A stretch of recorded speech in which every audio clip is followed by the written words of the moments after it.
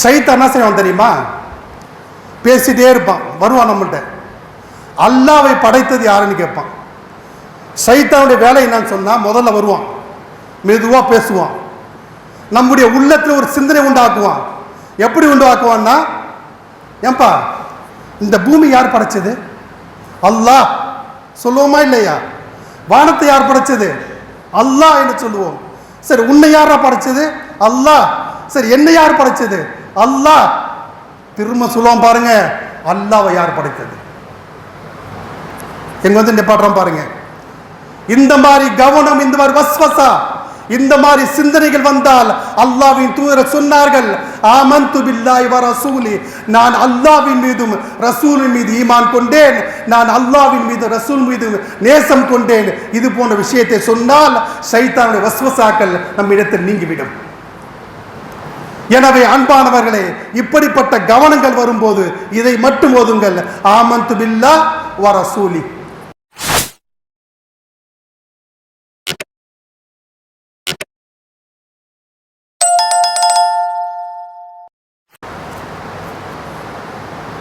அஸ்ஸலாமு அலைக்கும் வரஹ்மத்துல்லாஹி வபரகாத்துஹ். அல்ஹம்துலில்லாஹி ரப்பில் ஆலமீன், வஸ்ஸலாத்து வஸ்ஸலாமு அலா ரசூலில் கரீம், அம்மா பஅத். ஃபகத் قال الله تبارك وتعالى في القرآن المجيد والفرقان الحميد. فأعوذ بالله من الشيطان الرجيم. بسم الله الرحمن الرحيم. قل يا عبادي الذين أسرفوا على أنفسهم لا تقنطوا من رحمة الله إن الله يغفر الذنوب جميعا إنه هو الغفور الرحيم. صدق الله العظيم. قال رسول الله صلى الله عليه وسلم: اللهم صل على محمد وعلى آل محمد كما صليت على إبراهيم وعلى آل إبراهيم إنك حميد مجيد. صدق الله العظيم.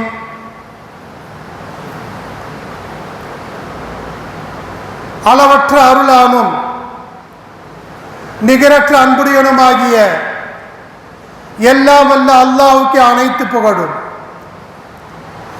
சலாத்தும் சலாமும் எம்பெருமானார் ஸல்லல்லாஹு அலைஹி வஸல்லம் அவர்கள் மீதும், அவர்களின் குடும்பத்தார், சத்திய சஹாபாக்கள், தாபீன்கள், தபா தாபீன்கள், அனைத்து முஸ்லிம்களின் மீதும், குறிப்பாக நம் அனைவரின் மீது உண்டாகட்டுமாக.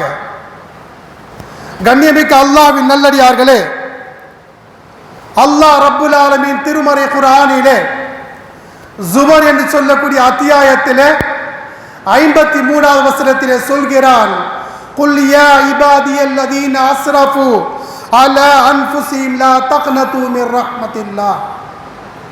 அன்பானவர்களே, அல்லாஹ் சுப்ஹானஹு வ தஆலா இந்த வசனத்தை, இந்த குர்ஆனுடைய சொல்லை எந்த அளவுக்கு மனிதருக்கு உகந்ததாக, இதை கேட்டால் மனித குலமே மிகப்பெரிய ஒரு சந்தோஷம், மிகப்பெரிய ஒரு மகிழ்ச்சி, அந்த மகிழ்ச்சி பெறக்கூடிய அளவுக்கு அல்லாஹ் சுப்ஹானஹு வ தஆலா இந்த வசனத்திலே மனித குலத்துக்கு மோட்டிவேஷன் சொல்லுகிறார். சொல்லக்கூடிய விஷயம் என்ன? குல் யா இபாதியல்லதீன அஸ்ரஃபு, வரம்பு மீறி அடியார்களே, லா தக்னது மிர் ரஹ்மத்தில்லாஹ், அல்லாஹ்வுடைய அருளை கொண்டு நிராசை அடையாதீர்கள். அல்லாஹ் யாரை பார்த்து சொல்றாங்க? ஒரு மனிதன் தாங்க முடியாத கஷ்டங்கள், தாங்க முடியாத சிரமங்கள், தாங்க முடியாத வேதனைகள் எந்த அளவுக்குன்னா, கடனிலே முழுகி எந்த பக்கமும் திசை தெரியாமல், திக்கு தெரியாமல், மனித குலம் எல்லாம், மனிதர்கள் எல்லாம் அவரை வெறுத்து ஒதுக்கிய போது, வெறுத்து ஒதுக்கிய நிலையிலே யாரும் அவருக்கு கை கூட ஆள் இல்லை, அவருக்கு ஆறுதல் சொல்ல ஆள் இல்லை. இது போன்ற நிலையிலே, இது போன்ற கட்டத்திலே அல்லாஹ் சொல்கிறான், ஓ அடியாரே, நீ எவ்வளவு தான் பாவங்கள் செய்து, எவ்வளவு தான் தவறுகள் செய்து, எவ்வளவு தான் குற்றங்கள் செய்து, அந்த பாவத்திலே, தவறிலே, குற்றத்திலே நீ வரம்பு மீறினாலும், வரம்பு ஒரு அளவு இருக்கிறது, அந்த வரம்பை மீறினாலும் லா தக்னது மிர் ரஹ்மத்தில்லாஹ், என்னுடைய அருளை கொண்டு நீ நிராசை அடையாதே. ஏன்னா இன்னல்லாஹ் யஃபிரு துனூப ஜமியா, உன்னுடைய அனைத்து பாவங்களை நான் மன்னிக்கிறேன். அல்லாஹ் பிரகடனம் செய்கிறாங்க.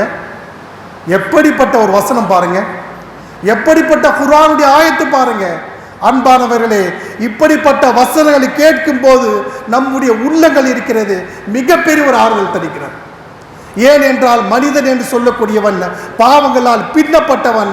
அவனை பார்த்து அல்லாஹ் சொல்கிறான், உன்னை நான் மன்னிக்கிறேன், நீ நிராசை அடையாதே. எப்படிப்பட்ட விஷயம் பாருங்க. அதே போன்று தான் அன்பானவர்களே, மேலும் பாருங்க எந்த அளவுக்கு என்று சொன்னால், அன்பானவர்களே, ஒரு குழந்தை, ஒரு மாணவர், ஒரு குழந்தை, ஒரு மாணவர் பாவம் செய்து விட்டால், தவறு செய்து விட்டால், இல்லை ஏதாவது தப்பு செஞ்சுட்டாங்கன்னு வச்சுங்களேன், நாம் என்ன செய்வோம்? குச்சியால் அடிப்போம், இல்லை பெல்ட்டால் அடிப்போம், இல்லை கன்னத்திலே ஒரு பலாறு ஒன்று விடுவோம், தோப்புக்காரனை போட சொல்லுவோம். இது போன்ற பல பனிஷ்மெண்ட்டுகளை அந்த குழந்தைக்கு நாம் தருவோம். ஏன்னா அந்த குழந்தை திருந்த வேண்டும் என்று. ஆனால் அன்பானவர்களே, இது போன்ற பனிஷ்மெண்ட், இது போன்ற தண்டனை தந்தால் எல்லா குழந்தையும் திருந்த வேண்டும் என்ற அவசியம் இருக்காது. ஆனால் அந்த குழந்தைகள் எந்த பக்குவமாக நாம் திருத்த வேண்டும் என்றால், அந்த குழந்தைகளை எந்த வழிக்கு நாம் கொண்டு வரும் என்றால், அன்பானவர்களே, அந்த குழந்தையை அழைத்து,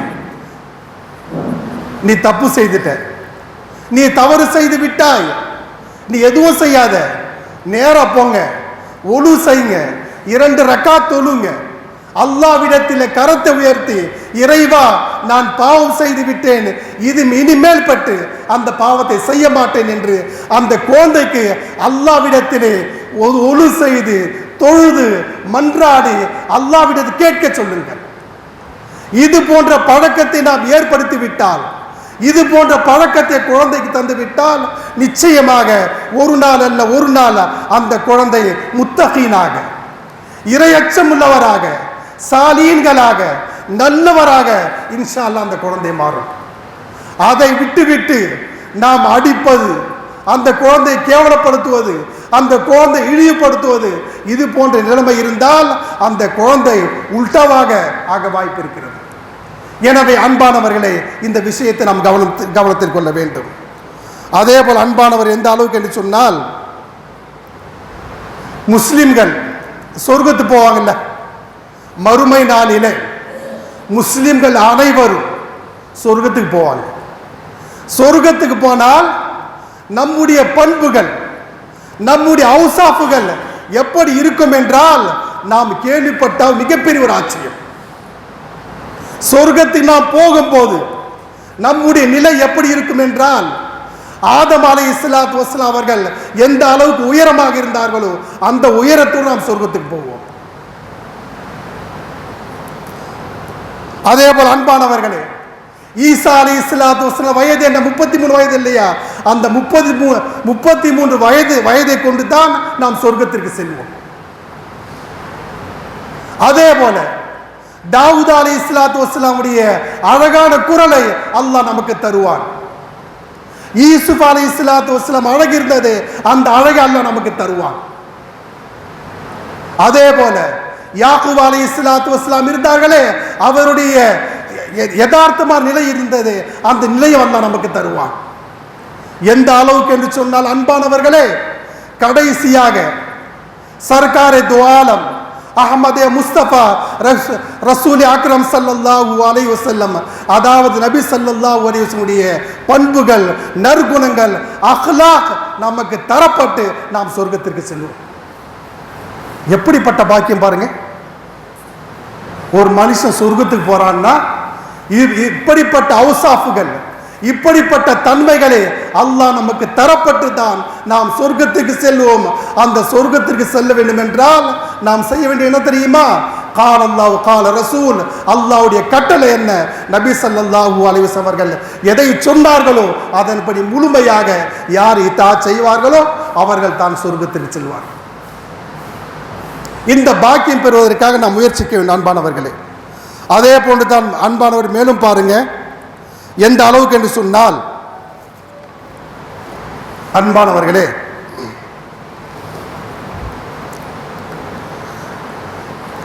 இந்த உலகத்தில் மக்கள் இருக்கிறாங்க, தர்மம் செய்வாங்க.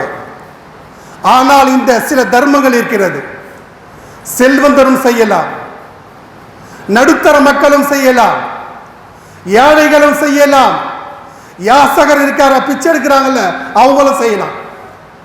இந்த தர்மத்தை யார் செய்வார்களோ அல்லாஹ்வுடைய பொக்கிஷம், அல்லாஹ்வுடைய மகிழ்ச்சியை நாம் பெற்றுக்கொள்ளலாம். அது எதுவென்று சொன்னால் அன்பானவர்களே, நாம் நடைபாதையில் செல்லும் போது அதில் தீங்கான முட்கள் ஏதாவது இருந்தால், மக்களுக்கு தீங்கு செய்யக்கூடிய முட்கள் இருந்தால் அதை அகற்றுவது எல்லாமே செய்யலாம். அதே போல ஒரு மனிதன் மற்றொரு மனிதனை பார்த்து புன் சிரிப்பு சிரிப்பது, யாரை பார்த்தாலும் கோபத்தில் பார்க்கறது, யாரை பார்த்தாலும் ஓரக்கண்ணால பார்க்கறது, இதை விட்டு விட்டு நாம் ஒரு மனிதரை சந்திக்கும் போது புன் சிரிப்பை கொண்டு சந்திப்பது.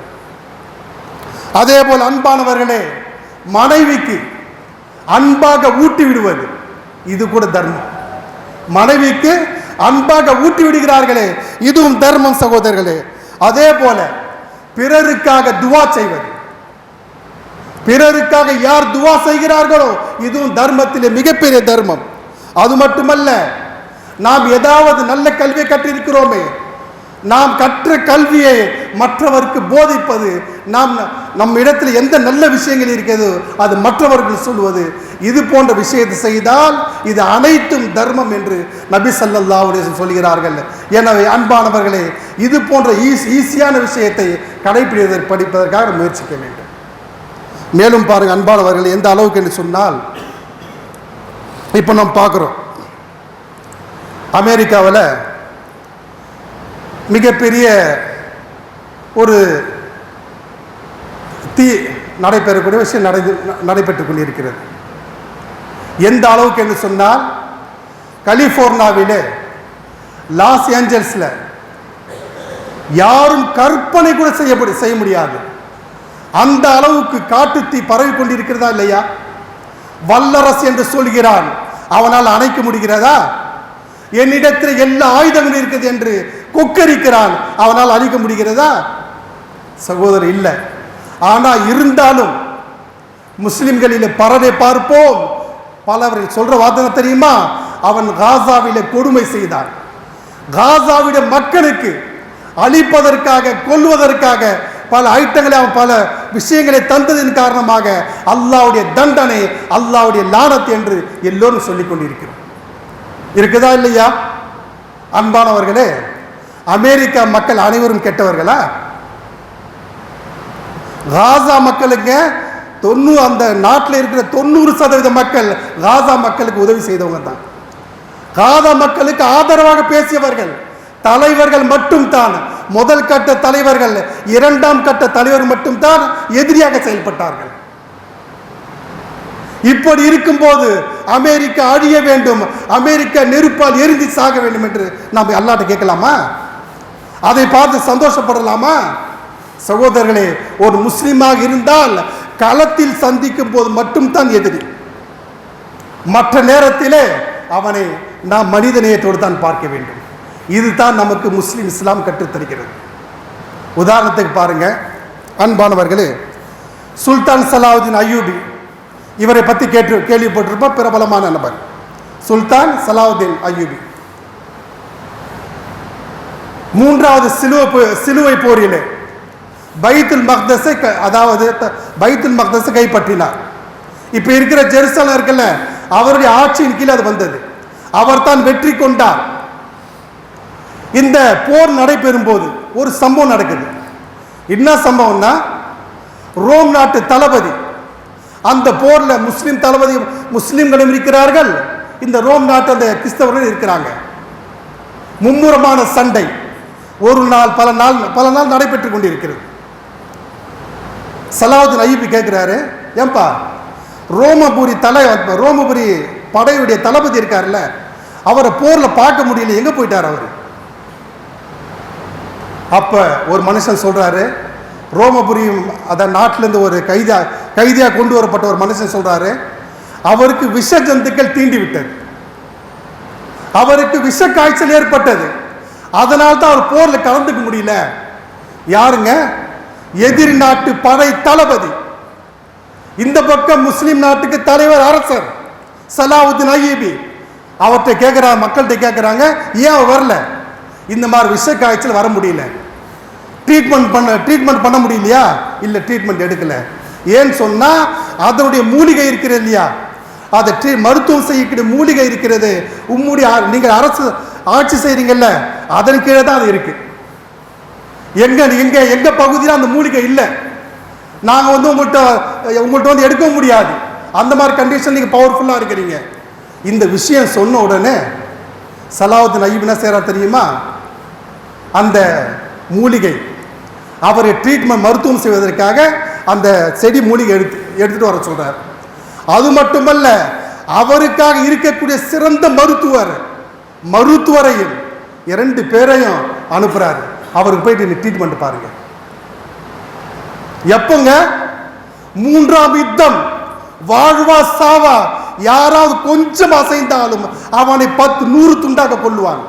அந்த சமயத்தில் எதிரிக்கு ட்ரீட்மெண்ட்டுக்காக சலாவுதீன் அய்யூபி ரஹ்மத்துல்லாஹி அலைஹி அவர்கள் அனுப்புறாங்க. ட்ரீட்மெண்ட் பார்க்கப்படுகிறது. அப்புறம் சொல்றாரு, அவர் நன்றாக ஆகிவிட்டால் போர்க்களத்தில் நாம் சந்திக்கலாம். நீ கோழியா இருக்குனால அவனை வெட்டிட்டு போறது பெரிய விஷயம் அல்ல. சகோதரர்களே, இந்த மாதிரி சமயத்தில் கூட முஸ்லிம்கள் மனித நேயத்தை கடைபிடித்தவர்கள் தான் முஸ்லிம்கள். கற்பனை பண்ண முடியுமா? நம்ம சந்தோஷப்பட்டிருப்போம், பலகீனமாயிட்டான், அவனுடைய சக்தி இல்லை, அந்த தளபதி வழிகாட்டுறதுக்கு ஆள் இல்லை, இந்த நேரம் பார்த்து தான் அவன் அடிக்க வேண்டும், கொல்ல வேண்டும் என்று நாம் துடிப்போம். ஆனால் அவருடைய செயல்பாடு எப்படி இருந்துச்சு பாருங்க. சகோதரர்களே, இதே போன்று தான் இப்போது இருக்கின்றானே இஸ்ரேல், திருட்டு கபோதி இஸ்ரேல் இருக்கிறானே, இப்ப எப்படி தெரியுமா? எல்லா சக்தியை இழந்து கொண்டிருக்கிறான்.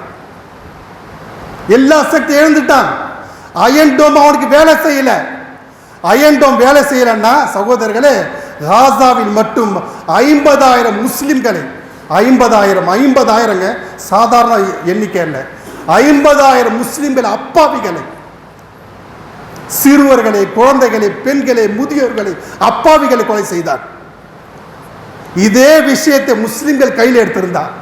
இப்ப பாருங்க, இப்ப அவன் நாட்டு மீது ஏவுகணை வீசினால் பொதுமக்கள் சாவாங்களா இல்லையா? ஈரான் நினைச்சா இப்ப வீசலாம். அதே போல ஹிஸ்புல்லா இன்னைக்கு நினைச்சா வீசலாம். அயன் டோம் அவன் வேலை செய்யல. ஊதிகள் நினைச்சால் வீசலாம் பொதுமக்கள் மேல. அவன் 50,000 அல்ல, லட்சக்கணக்கான மக்களை முஸ்லிம்களால் கொல்ல முடியும். ஆனா இப்பேற்பட்ட ஒரு நட்டங்கள் சந்தித்தும் கூட பொதுமக்கள் அடிக்கக்கூடாது என்று இஸ்லாம் எப்படி வலியுறுத்ததோ அதை எப்படி கடைபிடிக்கிறான் பாருங்க. நமக்கு கோபம் வருதா இல்லையா? அவன் மட்டும் அடிக்கிறான், நம்ம ஏன் திருப்பி அடிக்க கூடாது? இவங்க சொல்றாங்க ராணுவம் தான் நம்ம அடிக்க வருது, நாம் ராணுவத்தை மட்டும் தான் அடிப்பேன், பொதுமக்கள் அடிக்க மாட்டோம், நான் எவ்வளவு பேர் மௌத்தா போனாலும் பரவாயில்ல. எப்படிப்பட்ட ஒரு பயிற்சி பாருங்க, எப்படிப்பட்ட இஸ்லாமிய நெறிமுறையை கடைபிடிக்கிறாங்க பாருங்க. அதனால் தான் சகோதரர்களே, இப்பேற்பட்ட போர்க்களத்தை பார்த்தும் கூட கூட்டம் கூட்டமாக மக்கள் இஸ்லாத்தை தழுவுகிறார்கள். இதுதான் உண்மையான முஸ்லிம்களுடைய பண்பு சகோதரர்களே. இதை நாம் கவனத்தில் கொள்ள வேண்டும். அதேபோல் அன்பானவர்கள் மேலும் பாருங்க,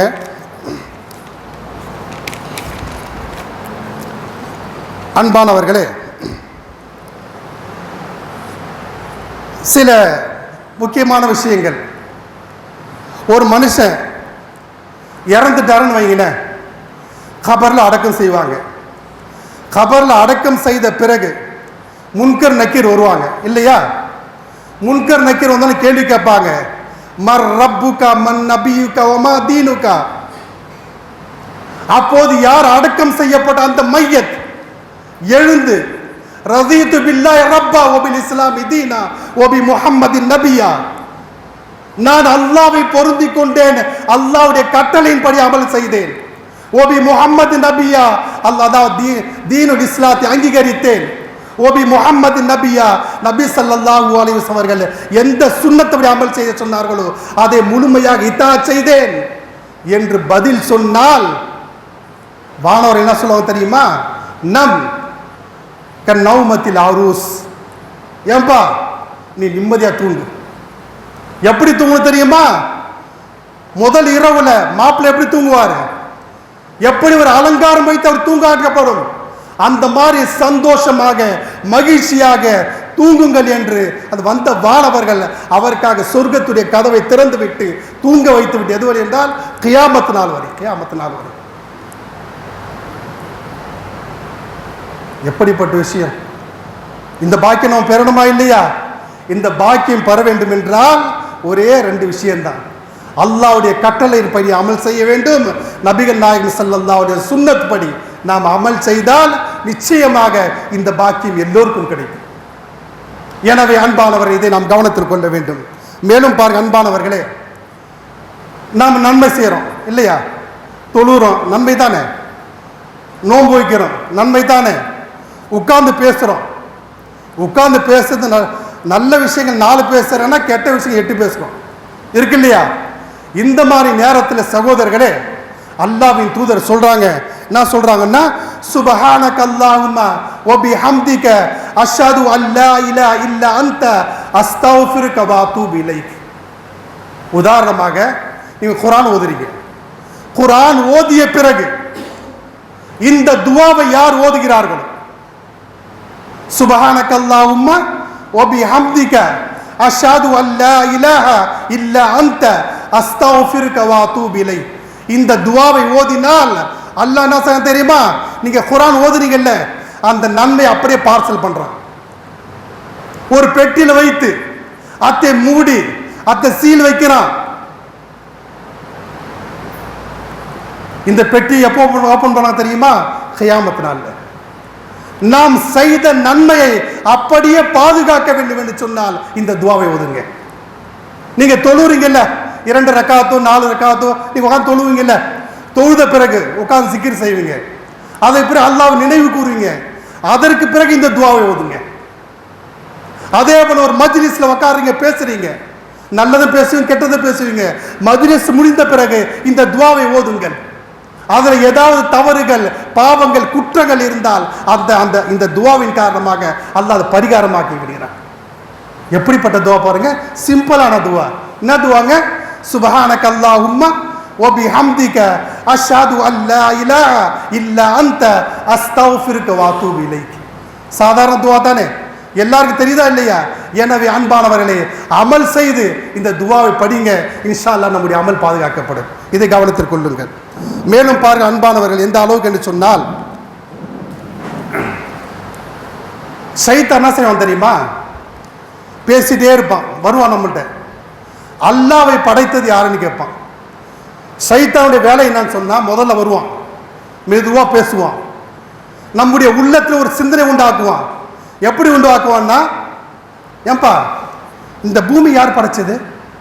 அல்லாஹ் சொல்லுவோமா இல்லையா? வானத்தை யார் படைச்சது? அல்லாஹ் என்று சொல்லுவோம். சரி, உன்னை யாரா படைச்சது? அல்லாஹ். சரி, என்னை யார் படைச்சது? அல்லாஹ். திரும்ப சொல்லுவோம் பாருங்க, அல்லாஹ்வை யார் படைத்தது? எங்க வந்து நிப்பாட்டுறோம் பாருங்க. இந்த மாதிரி கவனம், இந்த மாதிரி வஸ்வசா, இந்த மாதிரி சிந்தனைகள் வந்தால் அல்லாஹ்வின் தூதர் சொன்னார்கள், ஆமன்து பில்லாஹி வ ரசூலி, நான் அல்லாஹ்வின் மீதும் ரசூலின் மீது ஈமான் கொண்டேன், நான் அல்லாஹ்வின் மீது ரசூல் மீது நேசம் கொண்டேன். இது போன்ற விஷயத்தை சொன்னால் ஷைத்தானுடைய வஸ்வசாக்கள் நம் இடத்தில் நீங்கிவிடும். எனவே அன்பானவர்களே, இப்படிப்பட்ட கவனங்கள் வரும்போது இதை மட்டும் ஓதுங்கள், ஆமன்து பில்லாஹி வ ரசூலி. இதை கவனத்தில் கொள்ளுங்கள் சகோதரர்களே. மேலும் ஒரு விஷயத்தை சொல்லி கேளுங்க அன்பானவர்களே. எந்த அளவுக்கு என்று சொன்னால், நம்முடைய உடல்ல வலி ஏற்படும் இல்லையா? உடம்பு தலைவலி, கால் வலி, முதுகு வலி, இந்த மாதிரி நேரத்தில் வலிகள் ஏற்பட்டால் என்ன செய்யுங்கன்னா, வலது கையால் எங்க வலி ஏற்படுது, தலையில வலி ஏற்பட்டால் தலையை பிடிச்சிங்க, கையில் வலி ஏற்பட்டால் எங்க வலி இருக்குது அங்கே கையை வச்சுட்டு என்ன செய்யுங்கன்னா, பிஸ்மில்லா பிஸ்மில்லா சலாத்த மர்ராத் 3 தடவை ஓதுங்க. 3 தடவை ஓதிட்டு திரும்ப என்ன செய்யுங்கன்னு சொன்னா, அன்பானவர்களே, அவுது பில்லாஹி வ குத்ரத்திஹி மின் ஷர்ரி மா அஜிது வ உஹாதிர். சிம்பிளான துவா தாங்க. அவுது பில்லாஹி வ குத்ரத்திஹி மின் ஷர்ரி மா அஜிது வ உஹாதிர். இந்த துவாவை சபா மர்ராத் 7 முறை ஓதுங்க. நீங்க 7 முறை ஓதி தடவி கொண்டால் நிச்சயமாக அந்த வலியை போக்குவான் என்று நபிகள் நாயகம் ஸல்லல்லாஹு அலைஹி வஸல்லம் அவர்கள் நமக்கு சொல்லி தந்திருக்கின்றார்கள். எனவே அன்பானவர்களே, இது போன்ற சிறிய சிறிய துவாக்களை நாம் அறிந்து புரிந்து செயல்பட்டால் இன்ஷா அல்லாஹ் மிகப்பெரிய ஒரு பாக்கியம் கிடைக்கும். அது மட்டுமில்லாமல் நான் ஆரம்பத்தில் சொன்னது போல அல்லாஹ் குர்ஆன்ல சொல்கின்றானே, குல் யா இபாதி அல்லதீன அஸ்ரஃபு அலா அன்ஃபுஸிஹிம் லா தக்னது மிர் ரஹ்மத்தில்லாஹ். ஒரு மனிதன் வரம்பு மீறி பாவம் செய்தாலும், வரம்பு மீறி பாவம்னா விபச்சாரம் செய்யறான்னா அதுல வரம்பு மீறல், திருடுறானா அதுல வரம்பு மீறல், ஏமாத்துறானா அதுல வரம்பு மீறல், மோசடி செய்யறானா அதுல வரம்பு மீறல். அப்படிப்பட்ட மனுஷனை பார்த்து அல்லாஹ் சொல்றான், குல் யா இபாதி அல்லதீன அஸ்ரஃபு, வரம்பு மீறி அடியானே, லா தக்னது மிர் ரஹ்மத்தில்லாஹ், என்னுடைய அருளை கொண்டு நிராசை அடையாதே, என்னுடைய அருளை கொண்டு நிராசை அடையாதே. நீ பாவத்திற்கு மன்னிப்பு கேட்டால் நான் மன்னிக்கிறேன் என்று சொல்கிறான். எனவே அன்பானவர்களே, இப்படிப்பட்ட வாய்ப்பு அல்லாஹ் நமக்கு தந்திருக்கிறான். இப்படிப்பட்ட வாய்ப்பை இன்ஷா அல்லாஹ் நாம் கண்டிப்பாக பயன்படுத்திக் கொள்ள வேண்டும். அப்படிப்பட்ட பாக்கியத்தை அல்லாஹ் சுப்ஹானஹு வ தஆலா உமக்கும் எனக்கும் அனைத்து முஸ்லிம்களுக்கும் தௌஃபீக் தந்துள்வானாக வேண்டி என் உரையை நிறைவு செய்கிறேன். வாஹிரு தஅவானா அல்ஹம்துலில்லாஹி ரப்பில் ஆலமீன். சுன்னத்துடன் சேர்ந்து